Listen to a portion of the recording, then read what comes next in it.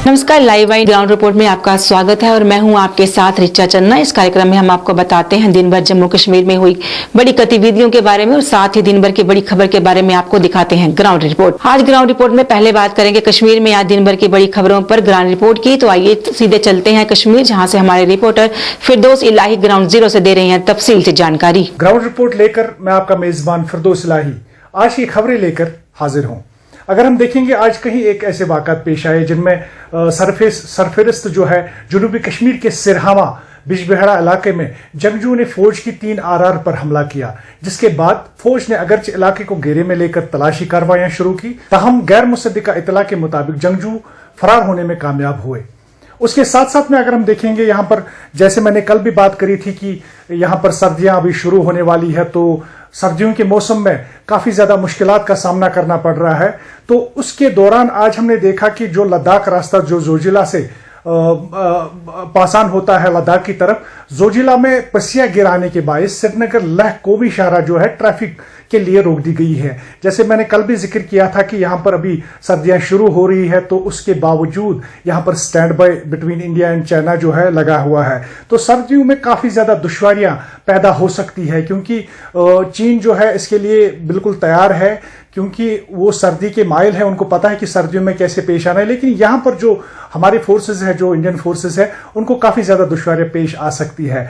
तीसरी जो बड़ी खबर हमारे पास यहाँ पर अभी मौजूद है, वो आंगनवाड़ी वर्कर्स जो काफी सालों से, यानी कि काफी 1-2 सालों से वो प्रोटेस्ट करते आ रहे हैं। उनका ये कहना था कि हमारी जो तनख्वाहें हैं वो अभी तक वागुजार नहीं की, करीब करीब 2 साल की तनख्वाहें अभी तक उनकी जो है पेंडिंग है। उनकी वागुजारी के लिए उन्होंने यहाँ पर प्रेस कॉलोनी में आज यहाँ पर प्रोटेस्ट किया, एक जोरदार प्रोटेस्ट उन्होंने किया। उन्होंने एलजी सरकार और जो इंतजामिया यूटी है उनसे बड़ी मिन्नतें की, दरख्वास्तें की कि हमारी जो रुकी पड़ी सैलरीज है वो कम से कम वागुजार की जाए, और रेगुलराइजेशन के मुताबिक भी उन्होंने कहा कि हमें रेगुलर किया जाए। हम काफी ज्यादा कम पैसों के लिए पैसों पर काम करते हैं, तो उनका यह मुतालबा था कि हमें रेगुलराइज किया जाए। जो एक और बड़ी खबर यहां पर है, जैसे कि जेके पीपल्स मूवमेंट जो है, शाह फैसल के रिजिग्नेशन के बाद ये पार्टी जो है बिखरी हुई नजर आ रही है, क्योंकि यहां पर एक दो ऐसे लीडरान हैं जो दावे कर रहे हैं कि हम ही प्रेसिडेंट है, और दूसरा बोल रहा है कि नहीं, मैं ही प्रेसिडेंट हूं। आज जो जावेद मुस्तफा मीर साहब है, जो फॉर्मर टूरिज्म मिनिस्टर भी रहे हैं पीडीपी के और बीजेपी के दौर में, जब अलायंस हुआ करती थी बीजेपी और पीडीपी के दौर में, तो उस दौरान वो टूरिज्म मिनिस्टर हुआ करते थे, एक सीनियर लीडर है। तो उन्होंने भी पार्टी ज्वाइन करी थी जेके पीपल्स मूवमेंट। उसके बाद जो है जावेद मुस्तफा मीर ने भी कहीं एक प्रेस कॉन्फ्रेंस में शमूलियत की थी शाह फैसल के साथ। लेकिन शाह फैसल के रिजिग्नेशन के बाद अगर हम देखेंगे, यहां पर पार्टी जो है पूरी तरह स्प्लिट नजर आ रही है। तो उस दौरान आज जावेद मुस्तफा मीर साहब की तरफ से एक प्रेस कॉन्फ्रेंस का एहतमाम किया गया था, और उन्होंने दावा किया कि पार्टी के बेशतर मेंबरान ये चाहते हैं कि वो पार्टी की बागडोर संभाले। तो उन्होंने ये वाजा किया कि मेरे पास इतने ज्यादा एग्जीक्यूटिव मेंबर्स हैं जो चाहते हैं कि मैं ही पार्टी प्रेसिडेंट बन जाऊं, और कुछ सेल्फ स्टाइल्ड जो लोग हैं वो बोल रहे हैं कि नहीं जी मैं ही प्रेसिडेंट हूं। जबकि जावेद मुस्तफा मीर ने यह भी दावा किया कि यहां पर बहुत सारे एग्जीक्यूटिव मेंबर्स है, करीब पार्टी में करीब 24-25 एग्जीक्यूटिव मेंबर्स है, उनमें 19 एग्जीक्यूटिव मेंबर्स जो है मेरे साथ में। उन्होंने, जब मैंने उनसे एक क्वेश्चन किया कि क्या आप दोबारा पीडीपी में शमूलियत करेंगे, तो उन्होंने कहा कि ये हो ही नहीं सकता है, I will never join again PDP. तो बाकी जो सवाल थे कि आपने रिजिग्नेशन क्यों दिया था, उन्होंने बताया कि अगर मैंने रिजिग्नेशन दिया था कहीं पर लिखा हुआ है if I am submitting a resignation, तो कहां पर मैंने ये सबमिट किया, किसको दिया। तो उन्होंने बिल्कुल साफ मौखर तरीके से ये जवाब दिया कि मैंने कोई रिजिग्नेशन नहीं दिया था। और एक प्रोटेस्ट यहां पर जो प्रेस कॉलोनी में आया था, तो प्रेस कॉलोनी में सफाई कर्मचारी जो हेल्थ से वाबस्ता लोग हैं, हेल्थ से वाबस्ता सफाई कर्मचारी है, वहां पर जो महकमे सेहत के यानी कि हेल्थ डिपार्टमेंट के जो ड्राइवर साहिबान हैं वो भी यहां पर आए थे। उन्होंने यहां पर प्रेस कॉलोनी में एहतजाज किया, काफी एक महीनों से वो भी प्रोटेस्ट कर रहे हैं। अपनी जो मांगे हैं उनकी सबसे पहली मांग है कि उनकी भी तनख्वाहें वागुजार की जाए और जो SRO 460 है उसको भी नाफिज किया जाए। उसके तहत उनको सैलरी जो है उसमें एनहांस होना चाहिए। और रेगुलराइजेशन काफ़ी ज़्यादा एक मसला जो है यहाँ पर आम लोगों, आप जो कैजुअल लेबर्स है, आम जो डेली नीड बेस वर्कर्स है, वो कहीं एक महीनों और कहीं एक सालों से ये गुजारिश कर रहे हैं LG साहब से, सरकार से, सेंट्रल जो गवर्नमेंट है उनसे कि हमारी रेगुलराइजेशन को पाए तक मील तक पहुंचाया जाए, यानी कि हमारी रेगुलराइजेशन कर दी जाए। तो काफ़ी ज़्यादा यहाँ पर अभी जो श्रीनगर में हमने देखा गहमा गहमी आज दिन भर रही। उसके बाद जो है इजैक की तरफ से भी एक प्रेस कॉन्फ्रेंस बुलाई गई थी। इजैक के काफ़ी एक ज़्यादा लीडर्स यहाँ पर प्रेस क्लब में जमा हुए और एक प्रेस कॉन्फ्रेंस उन्होंने बुलाई थी जिसमें शबीर अहमद लुंगू के अलावा और भी बहुत सारे लीडर्स थे जिन्होंने बताया कि अगले महीने हम यहाँ पर इलेक्शंस करवाने वाले हैं। जो इजैक की तरफ से मतलब जो प्रेसिडेंटशिप अभी खाली पड़ी हुई है तो उसके लिए इलेक्शंस करवाने होंगे। उसके साथ साथ में जो बाकी पोस्ट्स है उनकी भी इलेक्शंस करवाए जाएंगे। तो इजैक जो एम्प्लॉय जॉइंट एक्शन कमेटी के इलेक्शंस है वो अगले महीने में पॉसिबली होने वाले हैं, क्योंकि उन्होंने आज ये प्रेस कॉन्फ्रेंस में अभी डिस्क्लोज किया। उसके साथ साथ मैं ये भी आपको बताता चलूं कि यहाँ पर जम्मू कश्मीर अपनी पार्टी जिसकी सरबराही यहाँ पर अल्ताफ बुखारी साहब करते हैं, जो PDP के फॉर्मर जो मिनिस्टर भी रहे हैं, सीनियर लीडर भी रहे हैं, कहीं एक सियासी लीडरों ने यहाँ पर जो उस मीटिंग में शमूलियत की। उसके साथ साथ में कहीं एक नए चेहरे जो है सामने आ रहे हैं और उसके साथ साथ में कहीं एक लीडरों के सामने उन्होंने अपनी पार्टी को ज्वाइन किया। ये भी हमारे पास अभी इतला आ रही है कि दो ऐसे बड़े लीडर जिनका नाम मैं यहाँ पर लेना चाहता हूं, जो हमारे सोर्सेज हैं, उन्होंने बताया कि कुछ दिनों में ये दो बड़े लीडर जो है अभी अपनी पार्टी को ज्वाइन करने वाले हैं। उनमें सरफरिस्त नाम जो है तारा चंद का है जो जम्मू के रहने वाले हैं, और जुनैद आजम मट्टू जो यहाँ पर श्रीनगर मेयर हुआ करते थे। अब तो मतलब मेयर की कुर्सी अभी खाली पड़ी है क्योंकि उसमें भी इलेक्शंस होने वाले हैं। उसके साथ साथ में म्युनिसिपल कॉरपोरेशन जो काफ़ी दिनों से यहाँ पर हाईलाइटेड रही है, जो यहाँ पर जिनके बहुत सारा मसले आए दिन लगे रहते हैं, आज भी वो म्युनिसिपल कॉरपोरेशन जो है सुर्खियों में रहा। तो म्युनिसिपल कॉरपोरेशन के एक कॉरपोरेटर आकिब रिंजू जो ब्रेन निशात के कॉरपोरेटर है, उन्होंने आज प्रेस कॉन्फ्रेंस यहाँ पर प्रेस क्लब में बुलाई।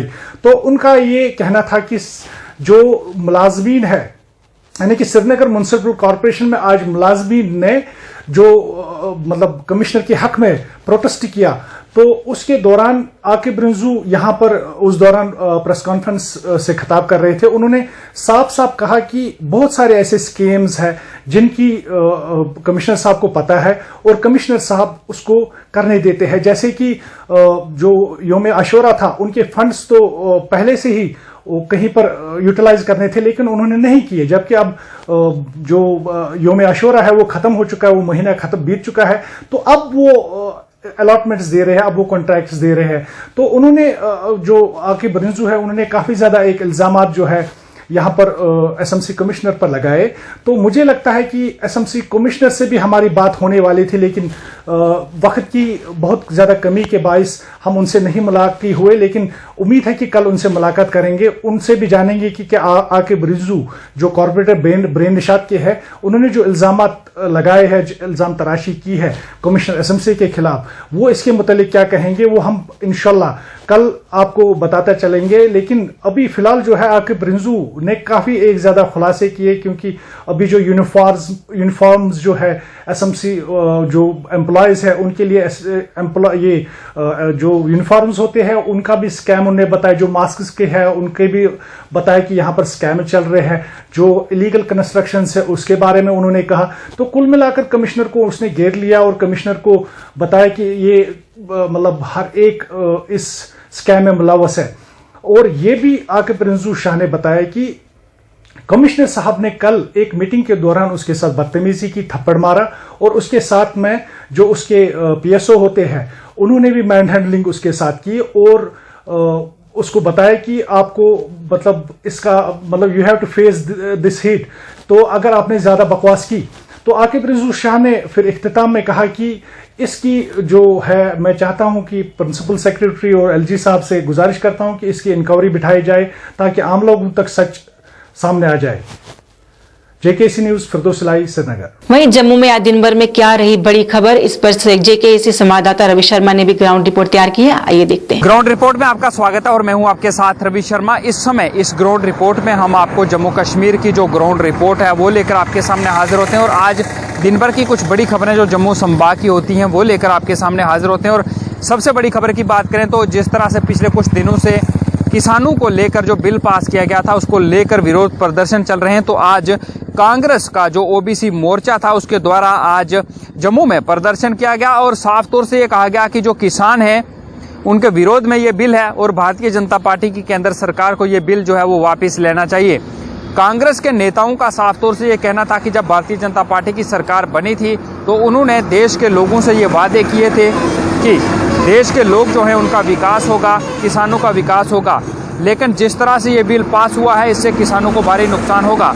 कांग्रेस के नेताओं ने ये कहा कि पूरे देश के किसान जो हैं वो इस बिल से परेशान हैं और लिहाजा सरकार को ये बिल वापस ले लेना चाहिए। कांग्रेस के नेताओं ने ये भी सवाल दागे और चुटकियां ली कि आखिर अकाली दल क्यों NDA गवर्नमेंट जो है उससे अलग हुआ, उन्होंने अपना इस्तीफा वहाँ से ले लिया। कांग्रेस के नेताओं ने यह कहा कि जल्दी से जल्दी भारतीय जनता पार्टी की जो केंद्र सरकार है उसे इस बिल को वापस ले लेना चाहिए क्योंकि किसान जो हैं वो परेशान है और इस बिल से किसानों को भारी परेशानी का सामना करना पड़ेगा। दूसरी खबर की बात करें तो पैंथर्स पार्टी जो है उसके द्वारा आज प्रदर्शन किया गया जम्मू में। कारण ये था कि जिस तरह से सरकारी इमारतें जो हैं वो भारतीय जनता पार्टी के नेताओं को अभी भी स्टेट डिपार्टमेंट के द्वारा अलाट की गई हैं। पैंथर्स पार्टी के जो चेयरमैन थे हर्षदेव सिंह, उन्होंने निशाना साधते हुए ये कहा कि जो सभी राजनीतिक दल हैं उनके जो नेता थे उनसे सरकारी इमारतें खाली करवा दी गई हैं, लेकिन भारतीय जनता पार्टी के जो नेता हैं वो अभी भी सरकारी इमारतों का आनंद ले रहे हैं। हर्षदेव सिंह ने निशाना साधते हुए ये कहा कि भारतीय जनता पार्टी के ऐसे नेता हैं जो ना ही विधायक हैं, ना ही पूर्व विधायक हैं, ना ही पूर्व मंत्री हैं, उनके पास मात्र जिला और ब्लॉक की बात करें उनकी पोस्ट है और उन्हें भी सरकारी इमारतें जो है वो प्रदान की गई हैं और जो जम्मू कश्मीर का उपराज्यपाल प्रशासन है वो भारतीय जनता पार्टी के इशारे पर चल रहा है। भारतीय जनता पार्टी जो है उसके नेताओं की मदद कर रहा है। हर्षदेव सिंह ने ये मांग की कि सभी के साथ एक जैसा व्यवहार होना चाहिए और भारतीय जनता पार्टी के जो नेता हैं उनके पास जितनी भी सरकारी इमारतें हैं उन इमारतों को खाली करवाया जाना चाहिए। ग्राउंड रिपोर्ट के आज के अंक में बस इतना ही। मुझे मेरी साइट टीम को दीजिए इजाजत और देखते रहिए लाइव। नमस्कार।